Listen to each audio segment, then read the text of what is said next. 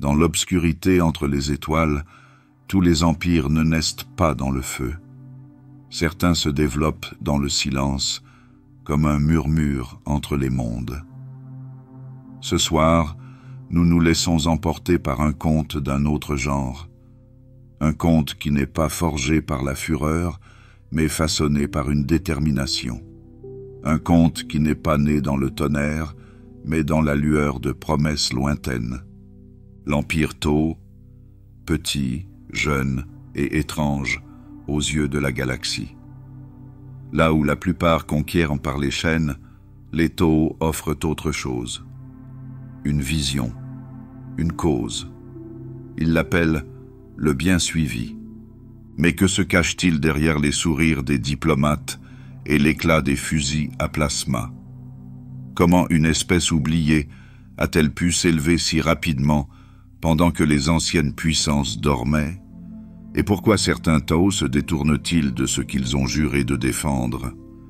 Cette histoire ne comporte ni bataille sanglante, ni héros engagés dans des combats sans fin. Seuls des échos, des messages oubliés à travers des systèmes froids. Un peuple qui tente de trouver un sens à une galaxie déchirée par la guerre. Et les pas légers d'un empire qui croit pouvoir offrir la paix, même s'il est en train de devenir autre chose. Alors fermez les yeux. Laissez les étoiles s'étendre à l'infini. Laissez le murmure du vide vous parler. Et écoutez l'histoire des Tau. La galaxie est ancienne. Elle se souvient des empires qui se sont élevés comme des soleils et ont disparu comme des étincelles. Dans la sombre tranquillité de sa périphérie, une nouvelle flamme vacillait, petite au début, presque invisible aux yeux fatigués de l'Imperium. Les Tau n'étaient pas faits pour cette galaxie, pas au début.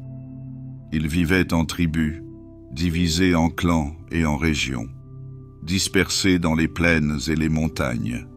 Ils chassaient avec des lances et pilotaient de simples machines dans le ciel. Mais le temps ne leur permit pas de rester dans cette innocence. Dans un passé lointain, des explorateurs impériaux ont découvert leur monde. Des êtres à la peau bleue, primitifs, sans grande valeur. Des plans ont été élaborés pour les détruire, purifier le monde et le marquer comme vide. Mais les tempêtes sont arrivées.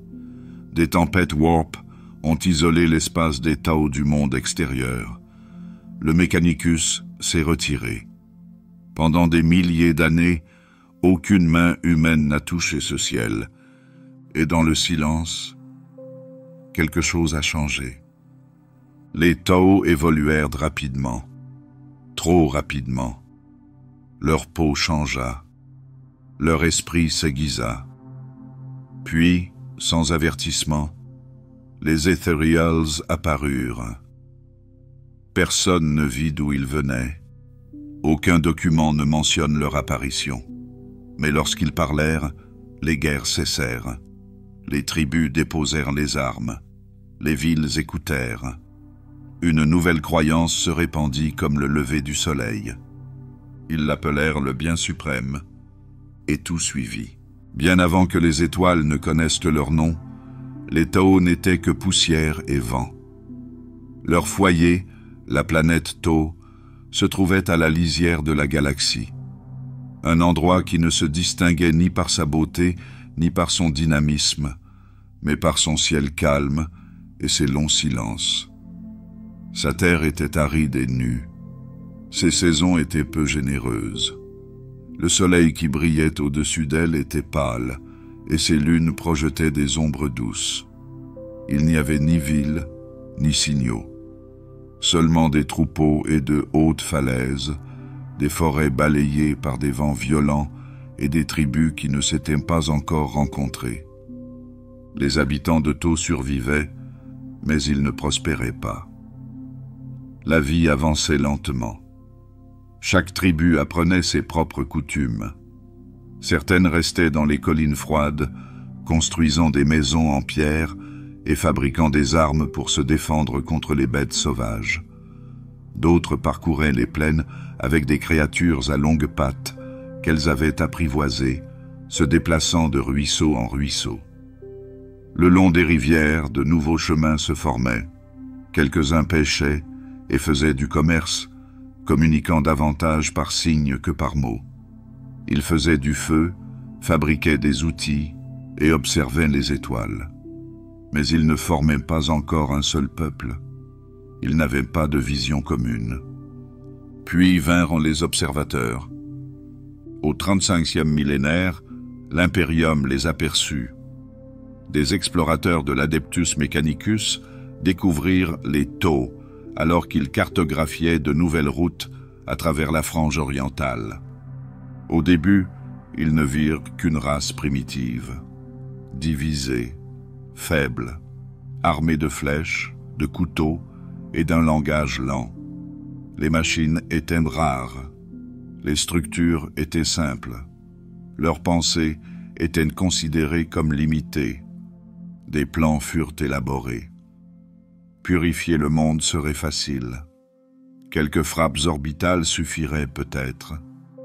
Les Tao seraient effacés de la mémoire avant même d'entrer dans l'histoire. Mais la galaxie en décida autrement. Alors que les préparatifs commençaient, quelque chose s'agita dans le warp. Une tempête s'intensifia dans l'espace autour des Tao. Une grande tempête warp, large et profonde, bloqua tout déplacement. Elle s'éleva comme un mur de feu, séparant la planète des étoiles. Les vaisseaux furent repoussés. Les communications furent coupées. Le monde fut scellé. Et l'Adeptus Mechanicus poursuivit son chemin, comme s'il n'avait jamais rien trouvé. Cette tempête allait durer des milliers d'années. Dans ce silence, les taux changèrent. Seuls, à l'abri du reste de la galaxie, ils avancèrent rapidement. Leur esprit s'aiguisa. Leurs compétences s'améliorèrent. En quelques siècles seulement, ils passèrent des huttes aux ruches. Leurs connaissances s'enrichirent. Ils apprirent à voler. Ils construisirent des fermes équipées de machines. Ils construisirent des machines pour creuser, fabriquer et soulever. Ils façonnèrent de l'acier. Ils commencèrent à communiquer à distance. Ils étudièrent le vent, la pression et le mouvement. Ils cartographièrent leur planète. Et peu à peu, ils se trouvèrent. Mais le progrès n'est pas synonyme de paix. Les anciennes rivalités ressurgirent. De nouvelles guerres éclatèrent. À mesure que les outils s'amélioraient, les armes aussi.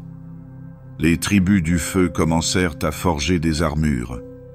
Les constructeurs, désormais la caste de la terre, transformèrent les villes en remparts. La caste de l'air se développa à partir de ceux qui volaient. Ils maîtrisèrent le ciel et observèrent la terre depuis les hauteurs. La caste de l'eau s'éleva en tant que commerçants, diplomates et gardiens de la mémoire. Ils franchirent les lignes de front pour parler là où les autres tiraient.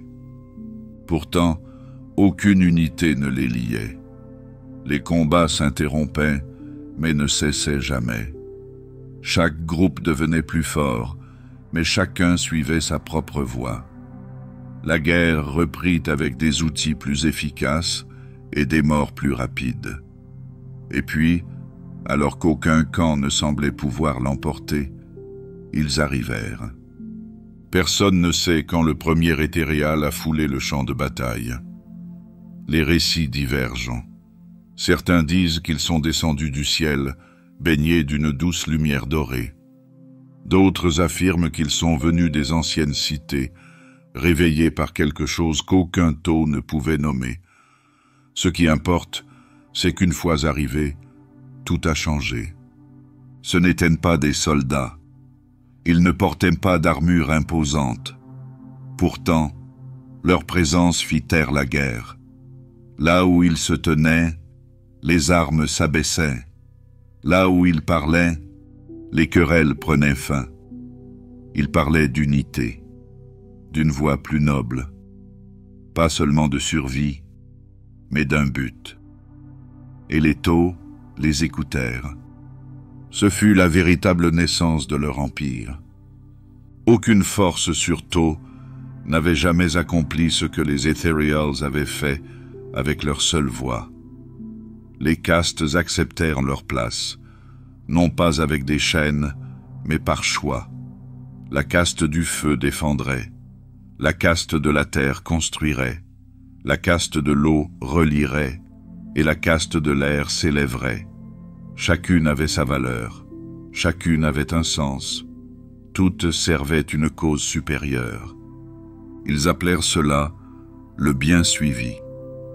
Et à partir de ce moment, les Tau agirent comme un seul homme. L'Imperium ne vit pas ce qui se passait. Dans ses archives, Tau restait un monde perdu, oublié derrière les tempêtes Warp. Mais dans l'ombre de ce silence, un empire commença à se former. Ses racines n'étaient pas trempées dans le sang. Elles étaient dessinées à l'encre, prononcées en cercle, portées par un accord. Les Tau croyaient qu'ils construisaient quelque chose de nouveau, un mode de vie où la force servait la paix et non le contrôle. Mais même alors, des questions subsistaient. Dès leur arrivée, les Ethereals étaient plus que de simples dirigeants. Leur présence changeait les choses. La peur fondait en leur présence. La colère s'apaisait. Les guerriers qui ne s'étaient jamais inclinés auparavant les suivaient désormais en silence. Aucun ordre n'était nécessaire. Seule leur présence suffisait. Les Tau n'ont jamais trouvé cela étrange. Ils y voyaient une guidance, un but incarné. Mais d'autres, ceux qui allaient plus tard étudier l'Empire, trouvaient cela troublant. L'Inquisition en parle à voix basse. Comment une telle unité a-t-elle pu se répandre si rapidement? Comment une espèce entière a-t-elle pu passer de la guerre à la paix sans recourir à la force? Les Tau n'utilisent pas de Psykers. Ils ne montrent aucun signe d'esprit touché par le Warp. Mais quelque chose persiste. Certains pensent que c'est dans l'air, d'autres pensent que cela réside dans les sons, les odeurs, dans des signaux trop subtils pour être nommés. Les Ethereals ne répondraient jamais. Quelle qu'en soit la cause, l'effet était réel. Les castes prirent de leur place. Les villes s'élevèrent plus rapidement. Les technologies se développèrent. Les vaisseaux s'élevèrent en orbite. Les satellites clignotèrent au-dessus du monde. Ce qui avait pris des milliers d'années à la vieille Terre, les Tau le firent en une fraction de seconde. La tempête Warp, qui les avait autrefois cachés, commença à s'estomper. Et lorsqu'elle se dissipa, les Tau avaient déjà commencé à regarder vers l'extérieur. Ce que l'Imperium avait ignoré était désormais devenu quelque chose de plus. Pas une menace, mais une vision.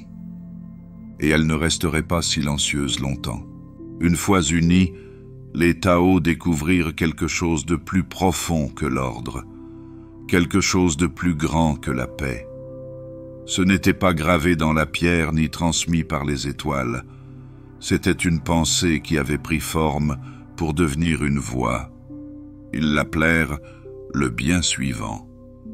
Toutes les races de la galaxie n'ont pas une vérité à suivre.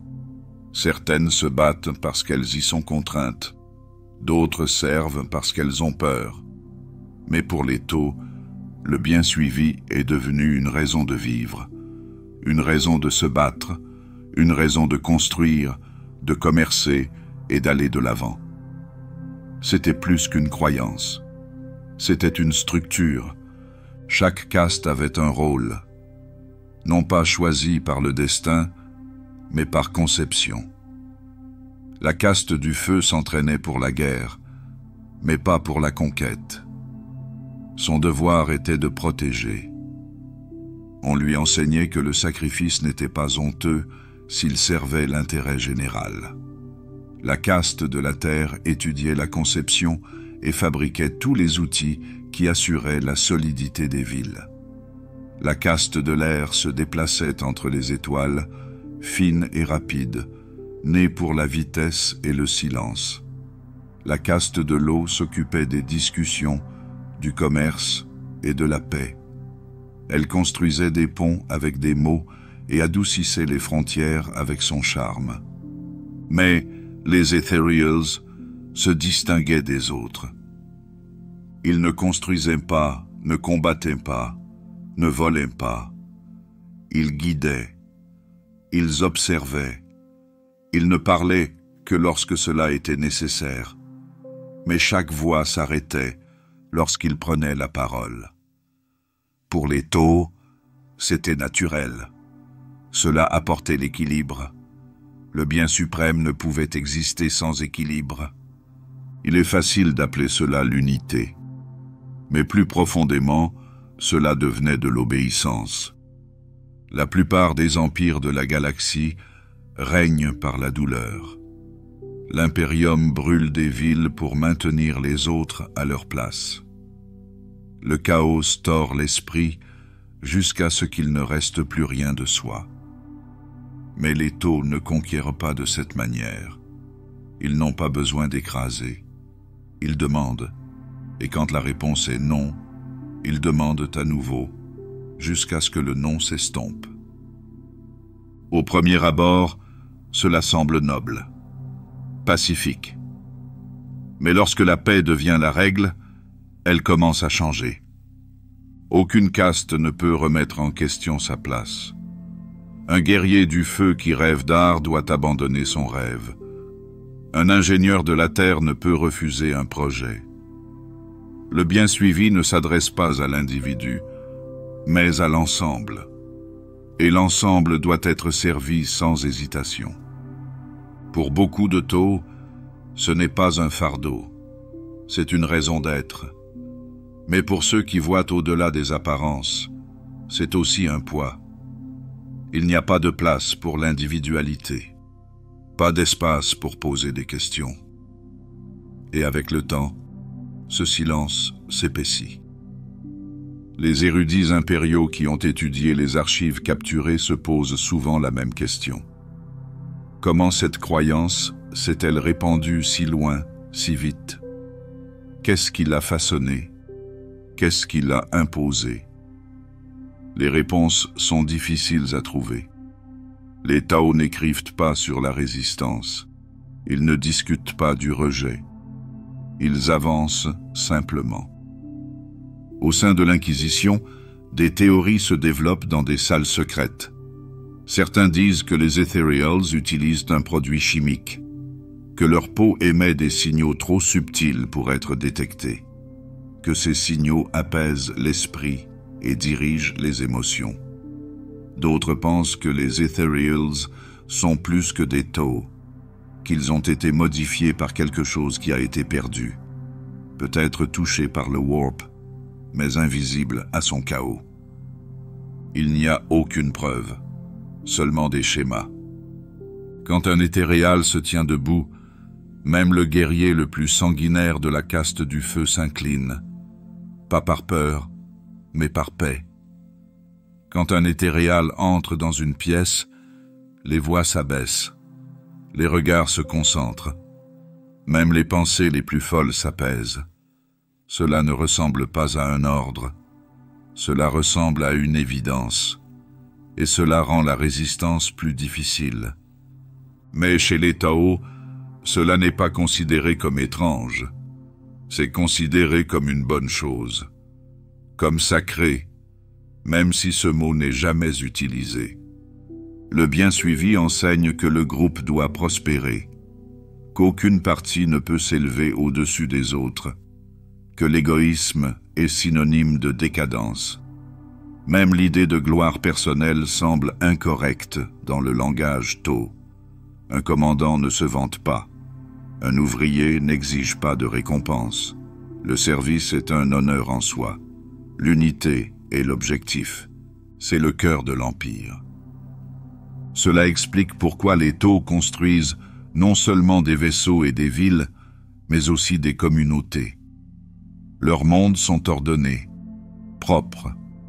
Leur système fonctionne sans famine ni émeute. Le crime est rare. Le besoin est faible. Et lorsqu'un problème apparaît, il est résolu non par la peur, mais par la redirection. Un travailleur mal placé est déplacé, pas puni. Un soldat qui échoue est éduqué, pas humilié. Mais toutes les réponses ne sont pas douces. Lorsque de véritables dissensions apparaissent, elles sont éliminées. Discrètement. Il n'y a pas de procès public, pas d'arrestation massive. Il n'y a que des transferts, de nouvelles affectations, des disparitions qui ne font pas de bruit. Le bien commun ne doit pas être brisé, même si cela signifie éliminer des éléments trop insignifiants pour être remarqués. Les étrangers ne voient pas souvent cet aspect des choses. Aux autres races, les Tao présentent leurs rêves avec soin. Ils approchent les mondes humains abandonnés par l'Imperium avec des cadeaux, de la nourriture, du pouvoir, un abri. Ceux qui se joignent à eux reçoivent des postes. Ceux qui résistent sont corrigés, lentement. D'abord par des discussions, puis par des soldats. Ensuite, si nécessaire, par le silence. Cela fonctionne. Des systèmes entiers servent désormais le bien commun, non pas parce qu'ils ont été pris, mais parce qu'ils ont été accueillis. Mais l'accueil peut être une forme de pression.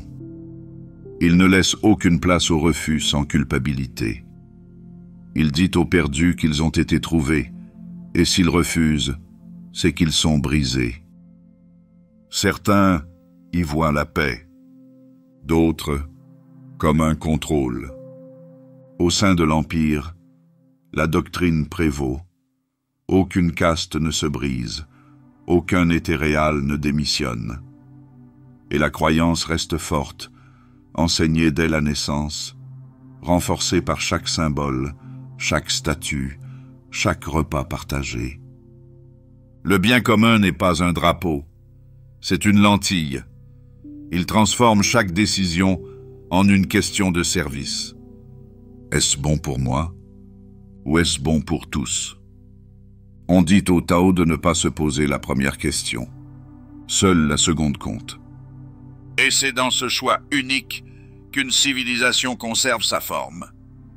Mais lorsqu'un rêve devient trop grand, il commence à se déformer. Et certaines fissures n'apparaissent qu'au changement de lumière. Lorsque les Tao ont tourné leur regard vers les étoiles, ce n'était pas uniquement avec espoir. Ils regardaient vers le haut avec un plan. Une forme se dessinait déjà dans l'esprit de leurs dirigeants. Le bien suprême ne pouvait pas vivre éternellement dans le silence. Il avait besoin de bouger. Il avait besoin d'espace. Les castes se préparèrent donc. Mais ce fut la caste du feu qui fit le premier pas. Ils n'étaient pas élevés pour parler ou organiser. Ils ne fabriquaient pas d'outils ni ne construisaient de villes. Ils étaient faits pour bouger, pour se défendre, pour combattre. Leurs membres étaient épais, leur ossature dense, leur visage déterminé.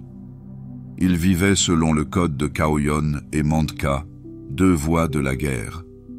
L'une était celle du chasseur patient, l'autre celle de l'attaque rapide. Dès leur plus jeune âge, ils étaient entraînés à comprendre les deux. Et le moment venu, ils agissaient comme un seul homme. Contrairement aux Astartes de l'Imperium, qui combattaient avec une force écrasante et une fierté divine, la caste du feu marchait avec le sens du devoir. Chaque guerrier n'était pas un héros. Ils faisaient partie d'un tout plus grand. On leur avait appris à ne pas rechercher la gloire. On leur avait appris à servir.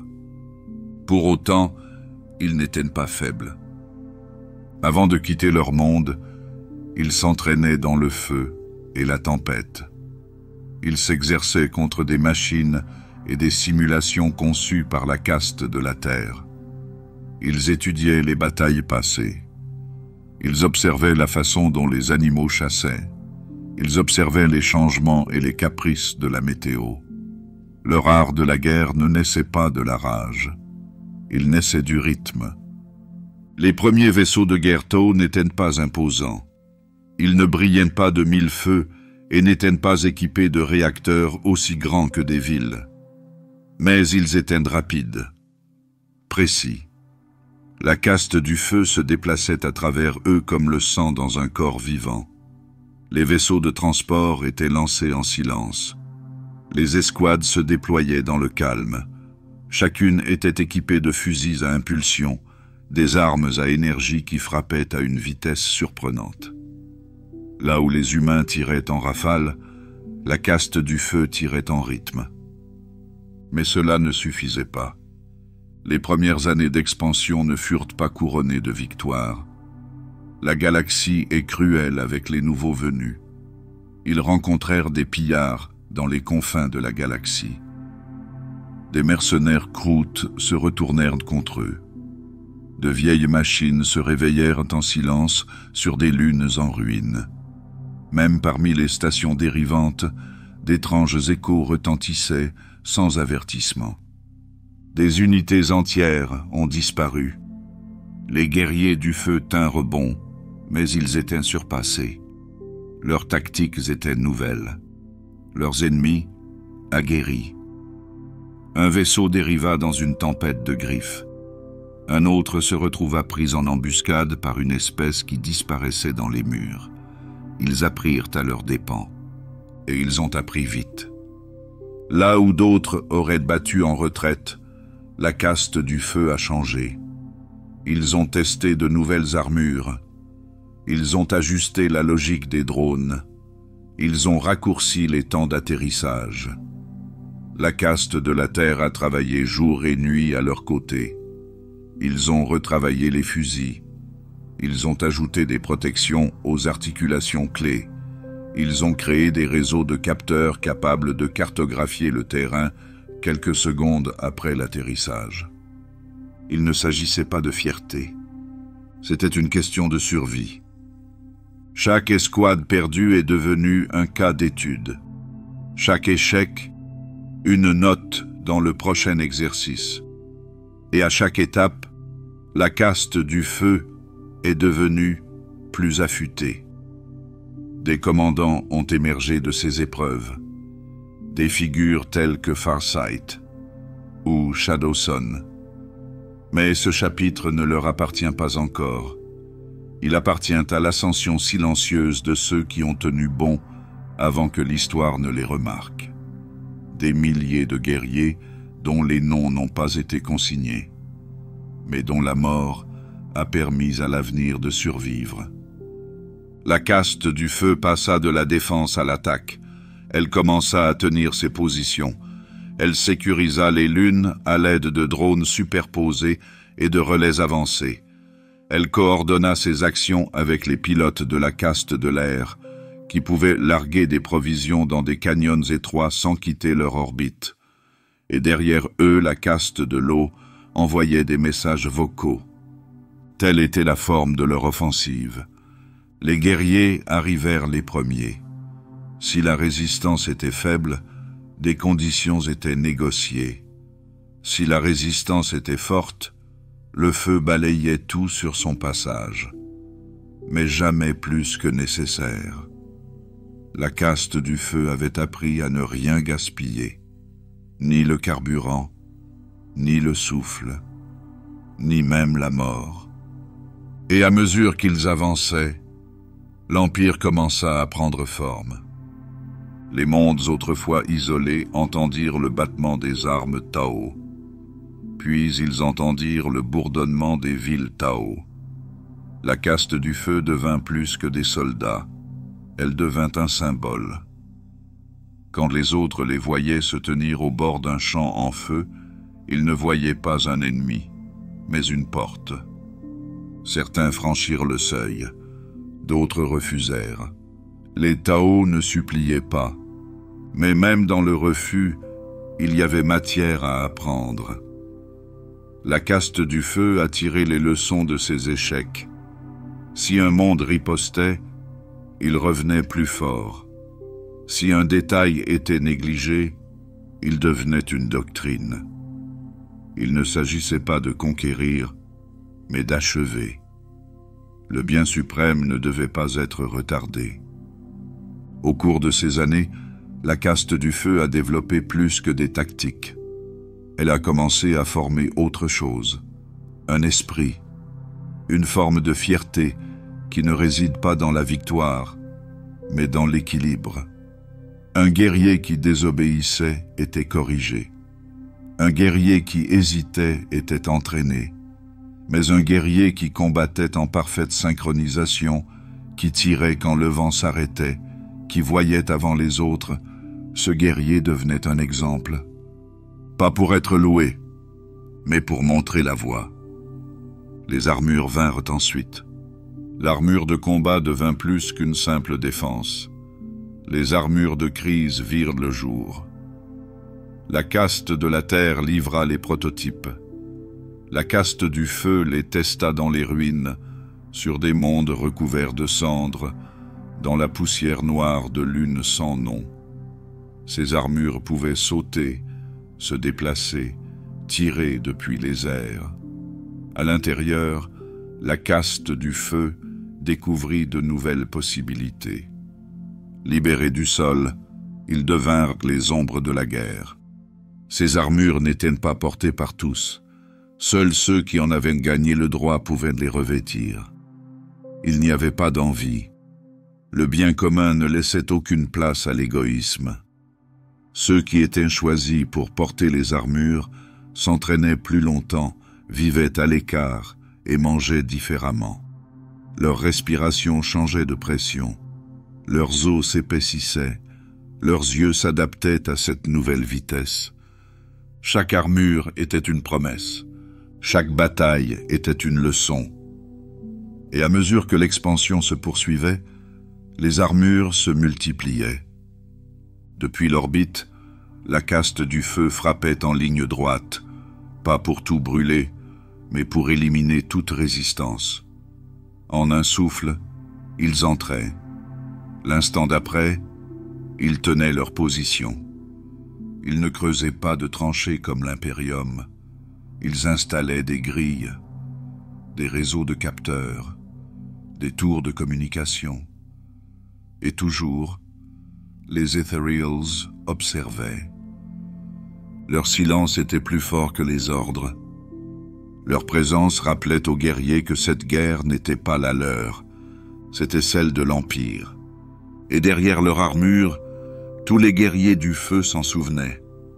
À travers la frange orientale, les rumeurs se multiplièrent.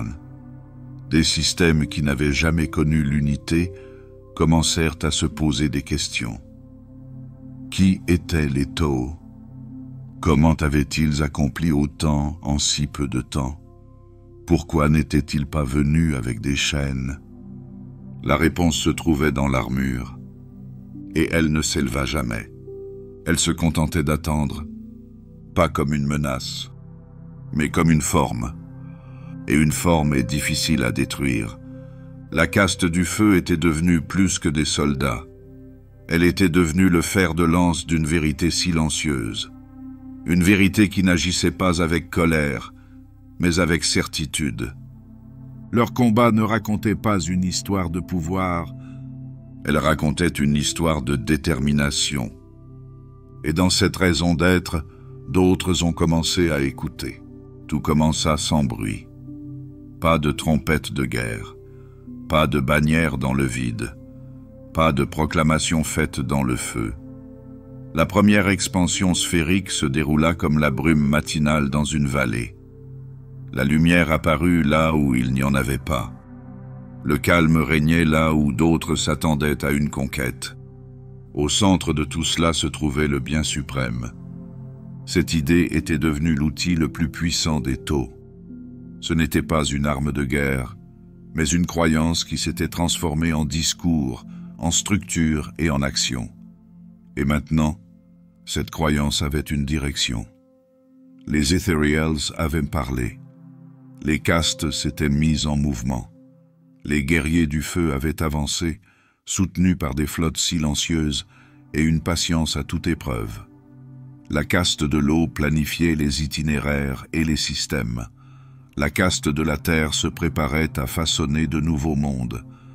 La caste de l'air préparait les vaisseaux qui transporteraient le rêve vers l'extérieur.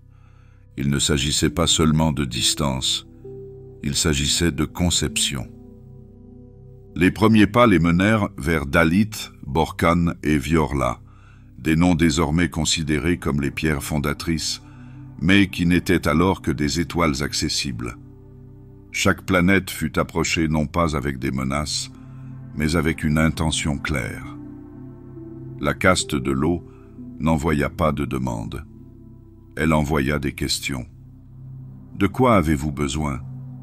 Qu'avez-vous perdu?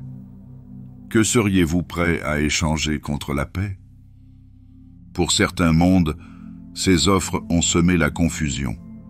Aucun empire n'était jamais arrivé les mains ouvertes. Aucun vaisseau n'était jamais venu avec des outils et des guérisseurs au lieu de chaînes. Les Tao étaient différents. Ils ne demandaient pas de tribut. Ils offraient un abri, des médicaments, des machines qui ronronnaient d'une lumière propre. Pour les colonies reculées et les colonies marginales ignorées par l'Imperium, le choix n'était pas difficile. Ils voyaient le pouvoir, certes, mais aussi l'équilibre. Un monde autrefois ravagé par la famine pouvait se réveiller et découvrir des aliments cultivés en quelques jours par les jardiniers Tao. Un générateur cassé était remplacé par un ouvrier de la caste de la terre, sans un mot de remerciement, mais avec un fonctionnement silencieux. Les villages des lunes poussiéreuses voyaient des réseaux d'irrigation se former en quelques jours, et non en plusieurs siècles. Les enfants apprenaient à parler la langue Tao en plus de la leur. Pour certains, cela ressemblait à un salut. Mais tous les systèmes ne se sont pas pliés. Il y avait ceux qui résistaient. Certains craignaient la trahison, d'autres s'accrochaient à leur loyauté passée, d'autres encore souhaitaient simplement rester seuls. Les Tao n'ont pas puni ces mondes avec rage. Au contraire, ils ont agi avec une force mesurée. La caste du feu n'a jamais frappé dans un accès de colère sauvage. Elle a ciblé les armes, pas les civils. Elle a rapidement mis fin aux menaces, puis a marqué une pause.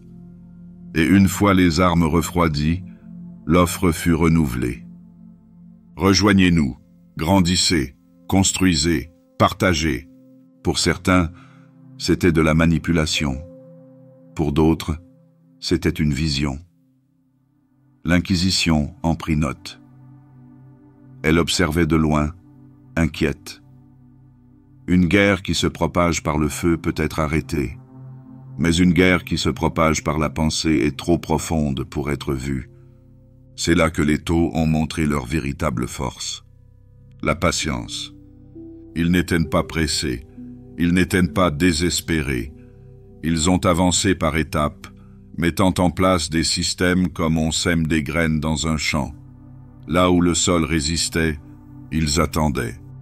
Là où les esprits s'ouvraient, ils construisaient. La première sphère s'est étendue vers l'extérieur. Aucune campagne particulière n'a marqué son expansion. Ce fut 1000 chemins empruntés à la fois. Sur une planète, un porte-parole de la caste de l'eau organisait une alliance avec un clan lunaire isolé. Sur une autre, des guerriers de la caste du feu repoussaient une attaque d'orques sauvages, puis laissaient des cadeaux à ceux qui les avaient observés. Lentement, des lignes se sont formées. Elles n'étaient pas tracées dans le sang, elles étaient tracées par la fonction. Un réseau prit forme. Des planètes reliées par le commerce, par des signaux, par des croyances communes. Des drones se déplaçaient entre les colonies. Les approvisionnements circulaient. Des centres éducatifs tôt apparurent sur des terres étrangères. Des jeunes extraterrestres étudiaient le bien suivi avec curiosité. Certains se virent même accorder un accès limité à la vie civique Tao, bien qu'ils fussent toujours tenus légèrement à l'écart. L'égalité n'était pas promise. L'harmonie, oui. Certaines races ont résisté à l'intégration. D'autres ont demandé à rejoindre le réseau et ont été accueillis à bras ouverts. Les Croûtes, autrefois mercenaires sauvages, ont trouvé un partenariat. Leurs coutumes n'étaient pas entièrement comprises par les Ethereals, mais leurs compétences étaient précieuses. Ils sont devenus l'une des premières forces auxiliaires. Leur service au combat leur a valu la confiance de tous, même si leur fin restait surveillée. Les Vespides furent les suivants. Étranges, ailés et difficiles à comprendre. Mais la caste de l'eau parvint à déchiffrer leur langage. Une méthode fut trouvée pour relier les pensées entre les espèces. Un dispositif porté derrière le crâne. Lorsqu'ils le portaient, les Vespides suivaient les ordres avec concentration. Certains s'interrogèrent sur ce dispositif. Les Ethereals affirmèrent qu'il s'agissait d'une aide et non d'un moyen de contrôle.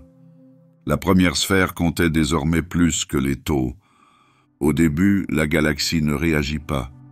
L'Imperium ne voyait qu'une activité lointaine, quelques systèmes perdus, rien d'important. Il avait ses propres guerres, sa propre pourriture. Un jeune empire revendiquant des étoiles vides semblait inoffensif. Mais quelques observateurs ont élevé la voix. Ils ont déclaré que les taux ne s'arrêteraient pas. Ils n'avaient pas tort. C'est pendant cette période que le nom d'Oshova a commencé à se faire connaître. Le commandant Farsight, toujours loyal, toujours digne de confiance. Il dirigeait avec clarté. Ses batailles étaient étudiées. Ses frappes devenaient des modèles. Pas d'excès, pas de gaspillage. Il remporta des victoires qui redessinèrent les cartes. Même si son histoire allait s'assombrir par la suite, c'était l'époque où il était un héros, un guerrier façonné par ses convictions. Sa lame était rapide, mais son regard était tourné vers l'avenir. Il n'était pas un symbole de puissance, mais de détermination. Sous Farsight et d'autres comme lui, la caste du feu gagna la confiance. Ils n'imposèrent pas la paix. Ils créèrent un espace pour qu'elle s'installe. Et dans cet espace, la caste de l'eau fit des merveilles. Les diplomates devinrent des architectes. Ils écoutaient avant de parler. Ils apprirent les coutumes locales. Dans un monde, ils portaient des vêtements traditionnels pour montrer leur respect. Dans un autre, ils étudièrent les vieilles chansons et les adaptèrent à la musique Tao. Chaque pas rendait le bien suivi moins ressemblant à une invasion et plus à un alignement. Ce n'était pas un hasard. La caste de l'eau s'était entraînée pour ce rôle. Ses membres avaient passé des années à observer. Ils avaient mémorisé le comportement des espèces. Ils s'étaient exercés à la retenue. Une seule erreur pouvait retarder les négociations d'une génération. Ils ne pouvaient pas se permettre d'être orgueilleux. Et ainsi, la première sphère continua. Chaque monde ajouté devenait un nœud dans un réseau en expansion. Une colonie ici, un chantier naval là, des stations de ravitaillement cachées dans des ceintures d'astéroïdes, des postes d'écoute au fin fond de l'espace. Bien qu'ils n'aient pas été construits dans la peur, les taux comprenaient néanmoins la menace. Leur système était conçu dans un souci de défense. Si des ennemis venaient, ils seraient accueillis avec force et raison. Au centre de cette toile se trouvaient les Ethereals, toujours distants, rarement visibles, mais leurs paroles donnaient le rythme à tout cela. Chaque expansion était bénie, chaque nouveau système était lié à eux. Et lentement, l'Empire prit forme. Pas une chaîne dispersée, mais un corps, avec des membres, un esprit et un souffle. Il ne s'agissait pas d'une croissance pour le simple plaisir de croître. C'était un pas vers quelque chose que les Tao n'avaient jamais connu. Un avenir qui n'était pas façonné par la ruine, mais par l'intention. Ils n'essayaient pas d'égaler l'Imperium. Ils essayaient d'offrir autre chose, quelque chose de pur. Mais la galaxie n'est pas un endroit silencieux. Avec le temps, d'autres les entendraient. Certains les écouteraient. Certains attaqueraient. Et certains disparaîtraient avant même d'avoir pu choisir. Lorsque la première sphère eut pris forme, les Tao n'étaient plus considérés comme un peuple dispersé. Ils formaient désormais un empire. Jeune, certes, mais déterminé. Leurs étoiles étaient éclairées par un dessin serein. Leur système fonctionnait dans l'ordre. Des villes aux formes épurées s'élevaient sur un sol aride. Les routes, les tours, les champs, tout semblait avoir un but. Rien n'était gaspillé, rien ne détonnait. Chaque élément servait le bien commun. Pour les Tao, c'était l'harmonie. Non pas imposée, mais choisie. La vie dans l'Empire était synonyme d'abri, d'eau, de pouvoir et de sécurité. Il y avait des règles, mais elles étaient claires. Il y avait une structure, mais elle fonctionnait. La plupart de ceux qui vivaient sous le drapeau Tao ne regardaient pas en arrière. Même les races extraterrestres intégrées à l'Empire trouvaient un rôle à jouer. Elles n'étaient pas égales, mais elles n'étaient pas pourchassées. Elles étaient utilisées, certes, mais pas brisées. Les vaisseaux spatiaux Tao devenaient plus grands. La flotte Corvatra n'était pas conçue pour la puissance brute. Elle était conçue pour la distance et le contrôle. Les escortes se déplaçaient selon des schémas précis. Les transporteurs déployaient des drones dans l'espace. Lorsqu'ils combattaient, ils frappaient à distance. Mais la plupart du temps, ils n'avaient pas besoin de tirer. Ils venaient pour négocier, pas pour semer la terreur. La caste de l'eau guidait ces négociations. Ces émissaires étaient connus pour leurs paroles douces et leurs offres avantageuses. Ils avaient appris à lire la peur, la fierté et le silence. Ils trouvaient des chemins là où les épées auraient échoué. Derrière eux, la caste du feu attendait, jamais loin, toujours prête, mais rarement nécessaire. Chaque système ajouté à l'Empire apportait plus que des terres. Il apportait des ressources, des travailleurs, des esprits, des idées. Et les Tao utilisaient tout cela. Ils s'adaptaient rapidement. Ils étudiaient tout. Un drone cassé sur un monde frontalier donnait naissance à 10 nouveaux modèles. Une espèce étrange douée pour la construction trouvait sa place dans une usine en orbite autour d'un monde central. L'Empire devint une machine composée de nombreuses pièces, et elle ne cessait de tourner. Au sein de l'Imperium, rares étaient ceux qui comprenaient cette croissance.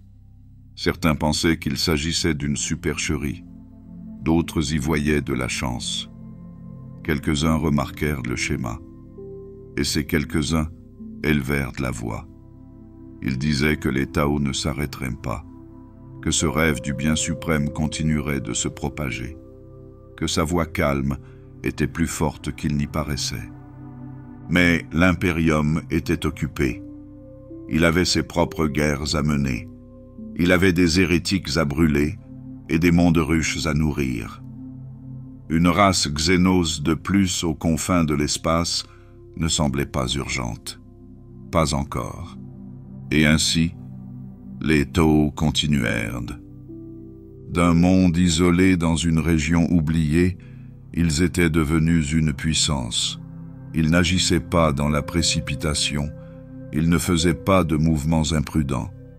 Mais chaque année, un nouveau monde les rejoignait. Une nouvelle race leur donnait son accord. Un nouveau système devenait bleu sur les cartes dessinées dans les salles des taux. La seconde sphère ne verrait pas le jour avant de nombreuses années. Mais elle prenait déjà forme, non pas par la force, par la conviction. Et dans le silence entre les étoiles, cette conviction grandissait. Pendant un certain temps, les Tao se sont répandus sans rencontrer beaucoup de résistance. L'Imperium observait, mais n'agissait pas. Cela changea lorsque les Tao atteignirent le golfe de Damoclès. Il s'agissait d'une vaste étendue d'étoiles qui marquait la frontière entre leur empire naissant et les confins oubliés de l'Imperium. Les Tao avancèrent prudemment, revendiquant l'espace sans faire de bruit. Mais l'Imperium y vit une menace. Ce qui suivit fut le premier affrontement total entre les deux camps. La croisade du golfe de Damoclès commença avec l'envoi de forces impériales pour frapper au cœur de l'espace Tau. Des régiments de la garde impériale furent levés. Des Astartes furent déployés. Ils ne venaient pas pour discuter. Ils venaient pour en finir. Les combats furent acharnés. Des mondes brûlèrent. Des villes tombèrent. Les Tao, bien que talentueux, n'avaient jamais affronté la fureur de l'Imperium. Leurs tactiques étaient rapides, leurs armes précises, mais ils n'avaient jamais vu une telle ampleur. La caste du feu tint bon là où elle le pouvait, mais la pression était réelle. Puis quelque chose d'étrange s'est produit. Un cessez-le-feu a été déclaré. Alors que la guerre aurait pu s'éterniser, elle s'est arrêtée. L'Imperium s'est retiré. La raison reste controversée. Certains disent que les Tao ont proposé des conditions. D'autres affirment que l'Imperium avait d'autres guerres à mener et avait davantage besoin de ses forces. Quelle qu'en soit la cause, les armes se sont tues. Ce moment changea la façon dont la galaxie percevait les Tao. Auparavant, ils étaient lointains. Désormais, ils avaient combattu l'Imperium et survécu. Cela seul était rare, et cela donna aux Tau plus que de l'espace. Cela leur donna du poids. Au sein de l'Empire, le message était clair. Le bien suivi avait prévalu. La caste du feu avait montré sa force. La caste de l'eau avait bien présenté les choses, transformant une guerre coûteuse en une histoire de courage et de détermination. Les Ethereals, silencieux comme toujours, ne firent aucun discours. Mais leur approbation était palpable dans chaque émission et chaque cérémonie qui suivirent. Malgré sa taille, l'Imperium n'avait pas brisé les Tao. Et cela changea la façon dont les autres les percevaient. Une puissance montante avait affronté le géant et était toujours debout. Pour beaucoup de marginaux, cela suffisait pour commencer à les écouter. Le golfe de Damoclès ne servit pas seulement à tester des armes, il testa les croyances, et celles-ci restèrent inébranlables. La seconde sphère n'avait pas encore commencé, mais la voie était dégagée. Et dans cette pause entre deux guerres, les Tao commencèrent à se préparer pour quelque chose de plus grand, quelque chose de plus profond qu'une simple croissance. Il s'appelait Oshova. Chez les Tao, on l'appelait Farsight. C'était un commandant issu de la caste du feu, formé à la patience et au combat, façonné par la guerre mais animé par la réflexion. Il gravit rapidement les échelons. Pas seulement grâce à son adresse ou à ses tactiques, mais aussi grâce à sa façon de voir le champ de bataille. Là où les autres voyaient des murs et des cibles, il voyait un rythme et des formes. Il combattait comme s'il lisait une histoire que lui seul pouvait comprendre. Les premières campagnes de la première sphère le rendirent célèbre. ses actions sur Viorlos et Kelshan furent louées dans toutes les salles de caste. Les soldats prononçaient son nom avec fierté. Les envoyés de la caste de l'eau utilisaient ses victoires dans leurs discours. Les ingénieurs de la caste de la terre étudiaient la façon dont il déplaçait ses forces sur un terrain accidenté. Les Ethereals approuvaient. Il semblait être l'instrument parfait du bien suivi, la preuve vivante que la foi et la discipline pouvaient vaincre n'importe quel feu. Mais la guerre ne façonne pas seulement les corps, elle façonne aussi les esprits. Et quelque chose a commencé à changer en lui. Le changement fut lent. Pas assez pour susciter l'inquiétude au début. Mais ses proches le remarquèrent. Il commença à poser des questions que personne d'autre ne posait. Pas sur la tactique, mais sur le but. Sur la manière dont les ordres étaient donnés. Sur le rôle des Ethereals. Sur les raisons pour lesquelles, en pleine guerre, le silence des supérieurs devenait plus assourdissant que les instructions. Le tournant s'est produit pendant la campagne d'Arkunasha. Ce n'était pas censé être un moment de doute. Cela devait être une victoire. Les forces Stao défendaient de nouvelles possessions à la périphérie de l'expansion. Les bandes de guerre orcs étaient arrivées, comme elles le faisaient souvent, dans un vacarme assourdissant et avec une force brute. La bataille fut longue et sanglante. Farsight menait ses troupes au front, guidant ses guerriers avec une pensée claire et des mouvements impeccables. Mais quelque chose s'est produit sur cette planète. Dans des archives ultérieures, la caste de la Terre nota que de signaux étranges avaient été détectés dans les profondeurs d'Arkunasha. Aucune origine ne fut confirmée. La caste du feu combattit près de ruines plus anciennes que la croûte de la planète. Certains de ces soldats aperçurent des machines qui ne correspondaient à aucun modèle Tau ou orc connu. Des formes bougeaient dans leur champ de vision. Les murs chantaient d'une voix qui n'était pas destinée à être entendue. Puis vint la lame de l'aube. Farsight la trouva après la bataille. Une arme qui n'aurait pas dû exister. Elle scintillait d'une énergie rouge. Elle n'avait pas été fabriquée par des mains Tau. Elle était plus ancienne, plus tranchante, gravée de symboles qui pulsaient lorsqu'on la tirait. Lorsqu'il la ramassa, rien ne l'arrêta. Aucun éthéréal ne le lui interdit. Aucun ordre ne lui fut donné de la rendre pour qu'elle soit étudiée. Et il la garda. À partir de ce moment, les questions se firent plus pressantes. Pourquoi l'avait-on laissée seule dans cette campagne?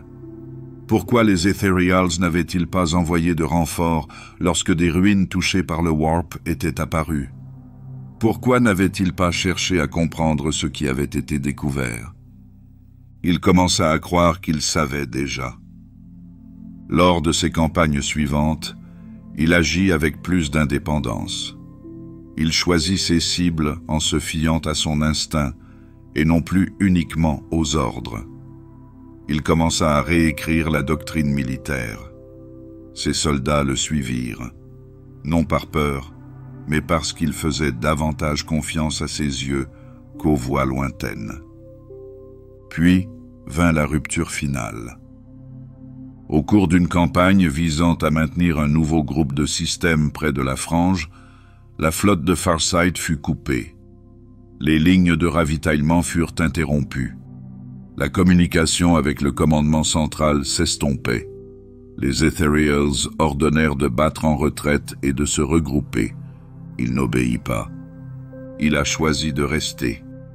Il était convaincu que les civils et les colonies sous sa protection seraient massacrés s'ils étaient abandonnés. Ses forces se tinrent en leur position, repoussèrent des vagues d'attaques, construisirent des bases avancées et, avec le temps, sécurisèrent entièrement la région. Mais lorsque la nouvelle parvint enfin au cœur de l'Empire, il ne fut pas félicité. Il fut condamné. La désobéissance n'était pas tolérée, pour aucune raison.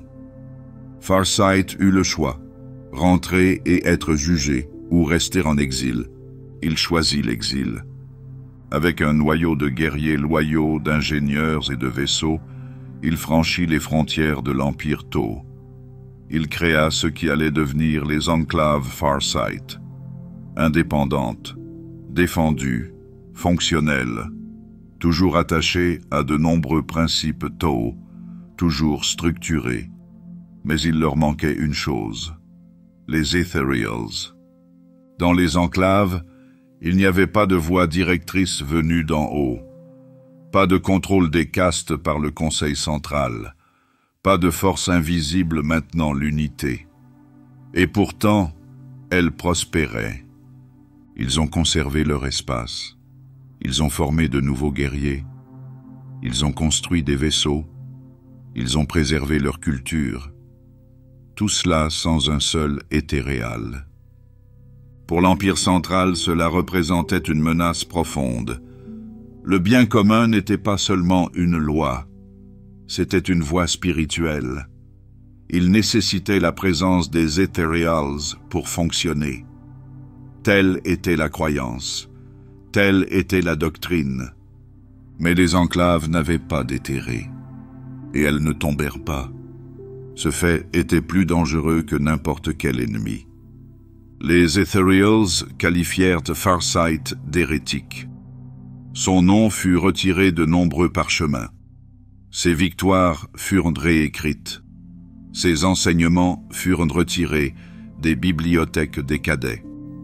Dans certains endroits, son nom ne fut plus jamais prononcé à voix haute. Mais parmi certains membres de la caste du feu, son histoire est devenue une légende, pas en tant que rebelle, pas en tant que traître, mais comme une question. Et si les Ethereals n'étaient pas nécessaires? Et si le bien suivi pouvait exister sans l'autorité supérieure? Dans les couloirs sombres de l'Inquisition, cette histoire suscita l'inquiétude. Un commandant Tao qui avait échappé au contrôle et continuait à fonctionner représentait une nouvelle menace. Pas un guerrier, mais un exemple.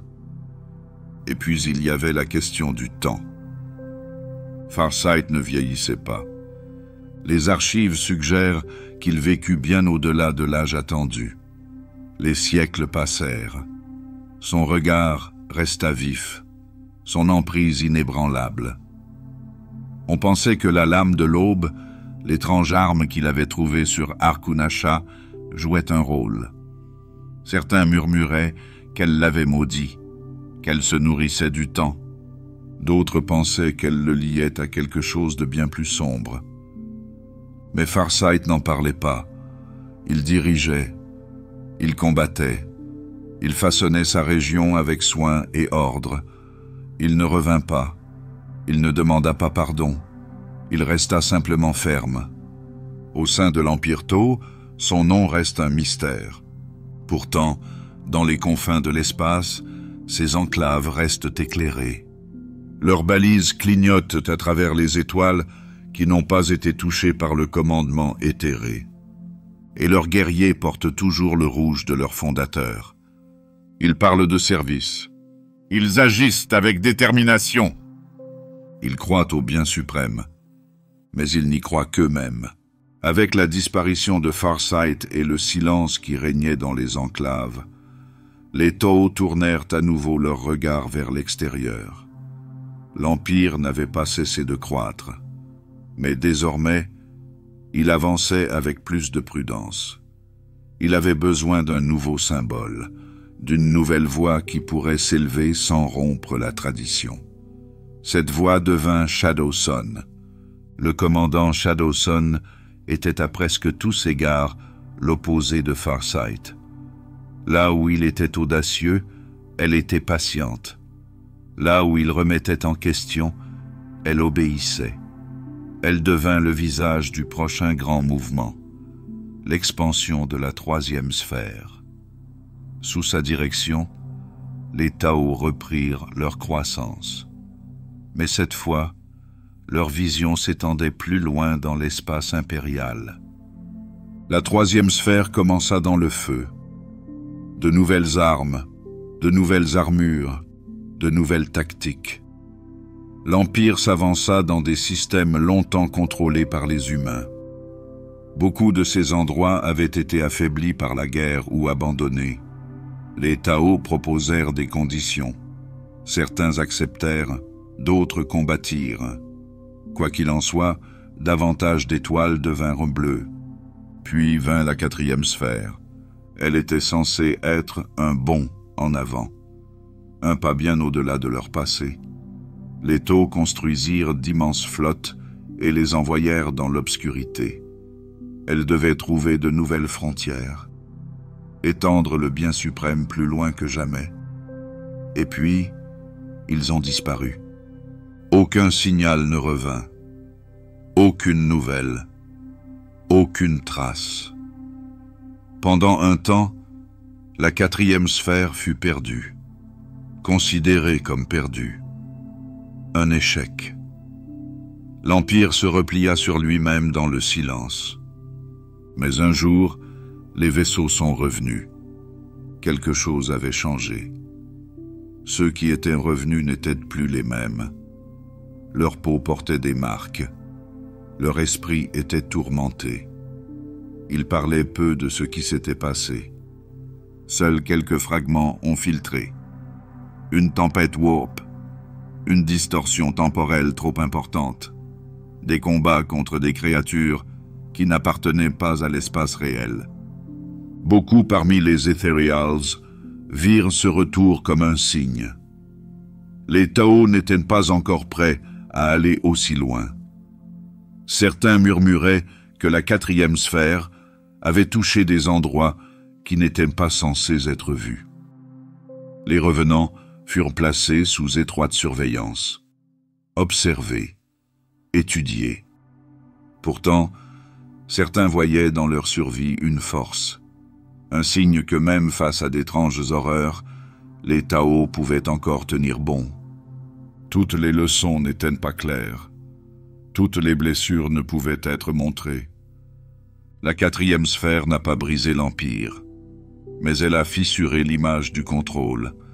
Elle a rappelé aux Tao que les étoiles renfermaient des choses que même la croyance ne pouvait façonner, qu'au-delà des cieux cartographiés, il existait des vérités sans paix. Et pourtant, les Ethereals continuèrent d'avancer. La prochaine étape était déjà en cours de planification. À travers chaque ascension, à travers chaque sphère, une présence restait constante. Les Ethereals, ils guidaient chaque pas. Ils donnaient forme à la croyance. Ils se tenaient au-dessus des castes, non pas avec des armes, mais avec leur présence. Leur visage calme et leurs paroles douces maintenaient l'Empire uni. Du moins, c'est ce qu'il semblait. Pour la plupart des Tao, il n'y avait aucune raison de douter d'eux. La vie sous leur règne était ordonnée. La nourriture était distribuée. Les foyers étaient sûrs. L'éducation était partagée. Même la guerre avait une forme qui avait du sens. Mais dans les coins tranquilles, des questions ont commencé à se poser.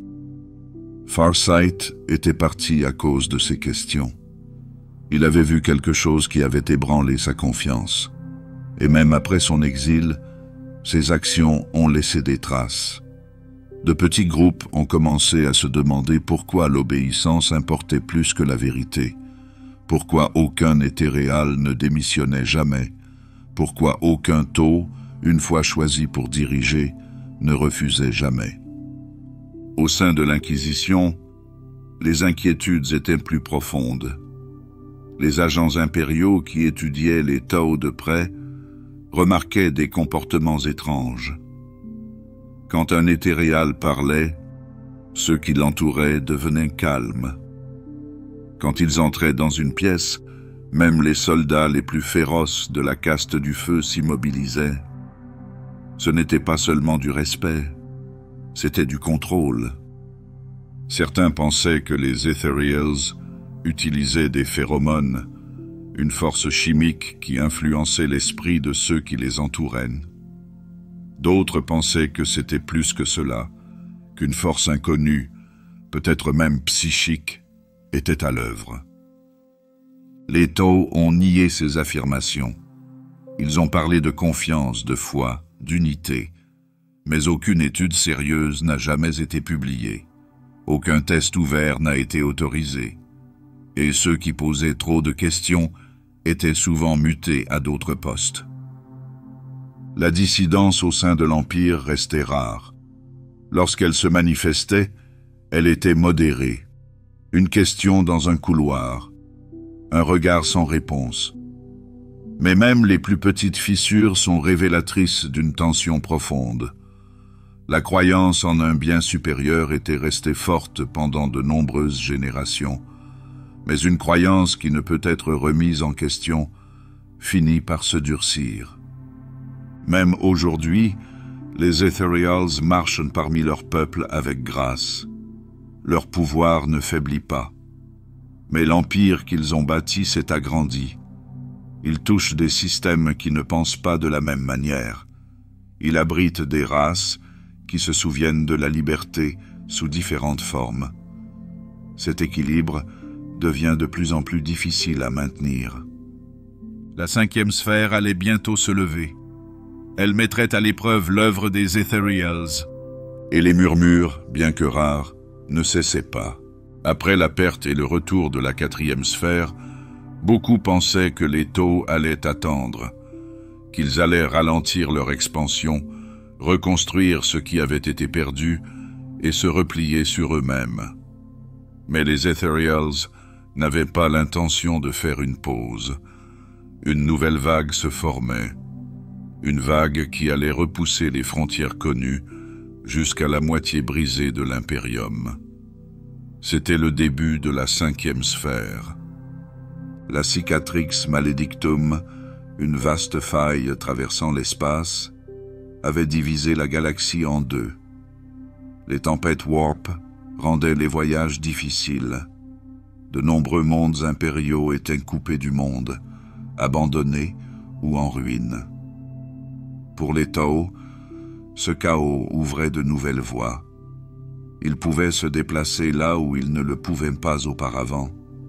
Ils pouvaient atteindre des endroits qui n'avaient pas vu la lumière depuis des années. La 5e sphère fut lancée avec détermination. Des mondes autrefois liés à l'Imperium entendaient désormais de nouvelles voix. La caste de l'eau prit les devants, offrant son aide là où d'autres n'avaient apporté que le silence. Des drones restaurèrent les réseaux électriques. Les constructeurs de la caste de la terre apportèrent de l'eau potable. Les patrouilles de la caste du feu assurèrent la sécurité. Et toujours, le bien suivi était au rendez-vous. Mais cette expansion ne rencontra pas seulement des systèmes défaillants. Elle rencontra de la résistance. La garde de la mort surgit dans des nuages pestilentiels. Les flottes tyrannides traversèrent les étoiles sans crier gare. Les cultes du chaos s'agitèrent sous les villes qui avaient oublié la paix. Les Tao ne battirent pas en retraite. Ils s'adaptèrent. Cette sphère n'apporta pas que de la gloire. Elle apporta aussi des pertes. Des flottes entières disparurent. Des commandants tombèrent. Mais l'Empire continua d'avancer. Il était devenu trop grand pour s'arrêter, trop engagé pour faire demi-tour. À certains endroits, des humains se joignirent volontairement à eux. Non pas en tant que serviteurs, mais en tant que partenaires. Auxiliaires dans les unités de la caste du feu, commerçants sous la tutelle de la caste de l'eau, ouvriers et penseurs qui acceptèrent l'offre d'ordre. Tous n'étaient pas traités comme des égaux, mais aucun n'était traité comme un simple outil. Et pour beaucoup, cela suffisait. Le bien commun était devenu plus qu'une vision. C'était devenu une politique, un rythme, Une machine qui attirait tous ceux qui se trouvaient à proximité. Elle n'écrasait pas, elle absorbait. Mais plus les taux s'éloignaient, plus ils changeaient. La 5e sphère n'était pas comme la première. Les castes existaient toujours, les Ethereals dirigeaient toujours, mais la forme de l'Empire s'était étendue. Certains commencèrent à se demander si le bien suivi avait toujours le même sens qu'autrefois, ou s'il était devenu autre chose. La réponse n'est pas claire. L'Empire Tao continue d'exister. Il grandit grâce à ses choix et au hasard, à travers la paix et la guerre. Sa lumière se répand dans les recoins sombres de la galaxie, atteignant des étoiles que l'Imperium ne surveille plus. Certains y voient un espoir, d'autres un danger. Mais une vérité demeure. Les Tao ne s'arrêtent pas. Dans une galaxie en proie à des guerres sans fin, les Tao ont choisi une autre voie. Ils ne sont pas issus de Dieu ou de ruines anciennes. Ils n'ont pas été façonnés par des prophéties ou des malédictions.